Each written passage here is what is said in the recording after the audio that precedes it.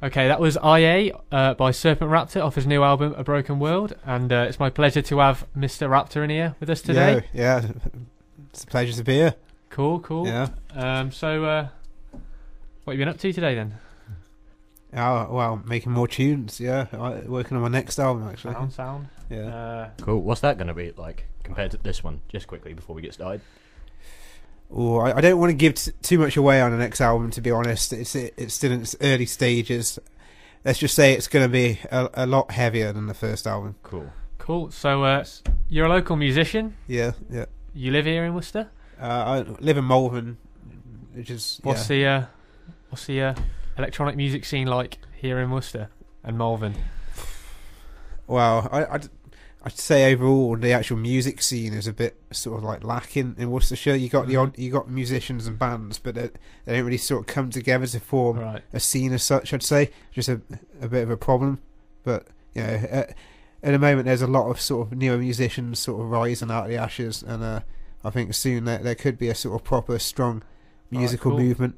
Any collabs in the well in the works? I recently collaborated with Badman Cutteridge on a... Oh, we know him. Yeah, on a dance tune that he wrote, and then I added some stuff to it and mixed it and whatever, and that's on YouTube as well and whatever. Cool. On my first album, I've got a few collaborations on there.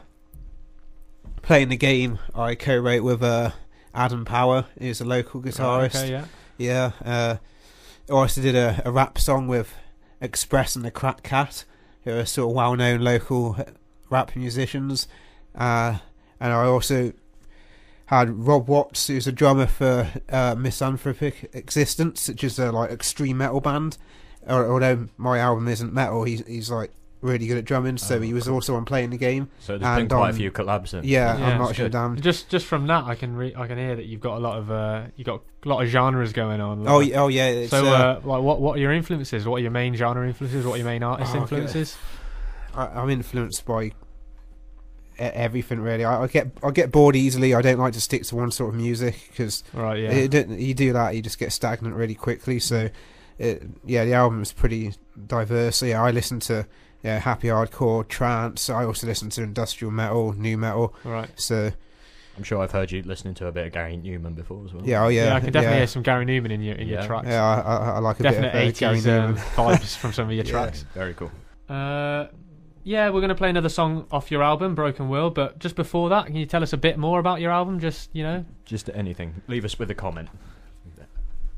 Well, I mean, the actual album title, A Broken World, basically, I mean, as we just said, the album is diverse musically, but lyrically as a sort of theme, where it's basically that pessimism is truth. Everyone's always trying to find the light, but it's a very small speck, and a lot of people are blind to all the problems around them, so that's what it explores, especially this next song, Loneliness and Hope.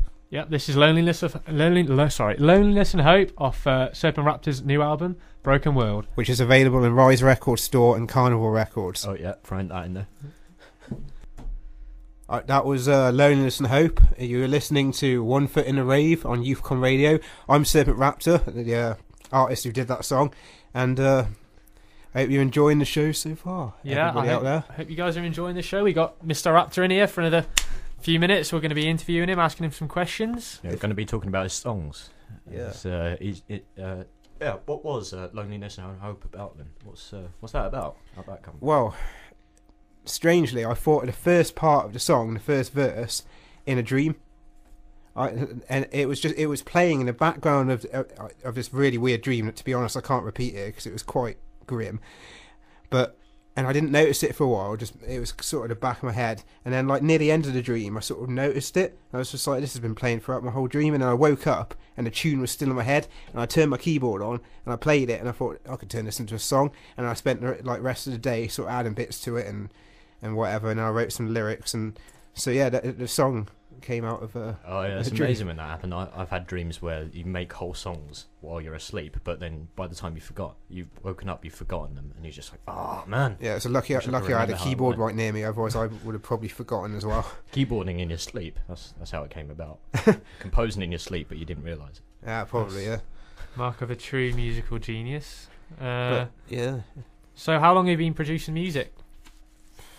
Well, I mean, I've been playing keyboard since I was 6, but actually producing my own music fairly recently, really. Only the last 3 years or so, I started seriously thinking about writing my own stuff instead of just doing covers and whatever.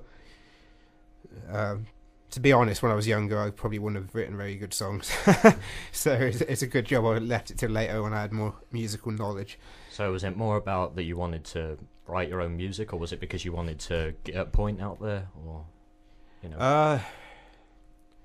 well, because I used to see it more as a hobby.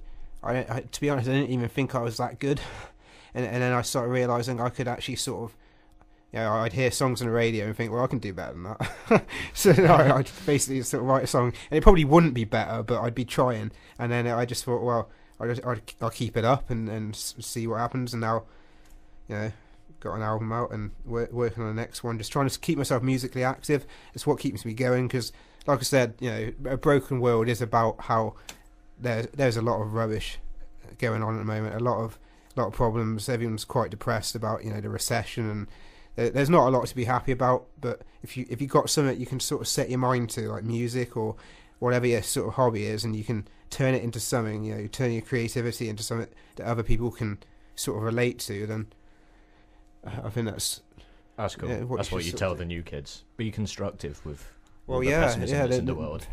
If you've got something you enjoy doing, then why not go for it? Exactly. Cool. Very nice. Well then, is there any other song that you particularly like on the album that you know? Well, I'll be honest, by the time I finish my songs and I've done all the mixing and stuff, I hate them, because you have to listen to your songs so much as you're sort of making them, don't you? So, and then you get tired of your own voice and your own melodies very quickly. It's like you start off thinking it's the most amazing song ever, and by the end you're just like, this sucks, I hate this song. But you have to put it out there anyway, because you've put so much time and effort into it. So, but I'd say, I mean, IA that you played earlier, that I think that's probably one of the better songs off the album. Is that really like the one that everyone likes? It's got a lot of good reaction. Yeah. That's cool. Well, Loneliness and Hope is the first single. IA probably the second. Yeah. Can't really sort of do a space themed video because that would require funds far beyond mine. But it's, I mean, because I sort of had a lot of songs. I sort of stumble along, making bits and then it sort of forms. But IA, I had a very sort of clear vision of what I wanted, and I sort of wrote the song quite quickly. It took me a while to sort of perfect it, but and I knew that I wanted it to be very electronic, very sort of futuristic, and the theme was going to be a sort of social commentary on how we rely too much on technology. Now even 5-year-olds, they got smartphones and stuff. So it's a concept album. It's got a story behind it. But as the song progressed, I'll be honest, I got kind of bored of sort of talking about relying on technology. So I thought, well, in the end, if we rely on technology too much, machines are going to kill us. So it turned a bit absurd. I sort of went into doing a more sort of like Terminator sort of Matrixy sort of thing, but it turned out pretty well, and I enjoyed it. Very Gary Newman-ish, Yeah, sort of like I know we've already spoken about him. Oh no, you can tell the strong Gary. I'm getting like a Cars kind of vibe off it, and like what's that song? Our Friends Electric kind of vibe. So, that's pretty flattering that you just sort of think it's like, because they are, as I said, Gary Newman's a big idol, and I wasn't trying to copy him on the album, but there is blatantly an influence there. Yeah, I admit to that. Cool. So, what do you see yourself doing in the near future? In the near future, just keep doing music. Really, I mean, doing any sort of live shows, any gigs or any music? Recently did a little sort of solo thing at Huntingdon Hall.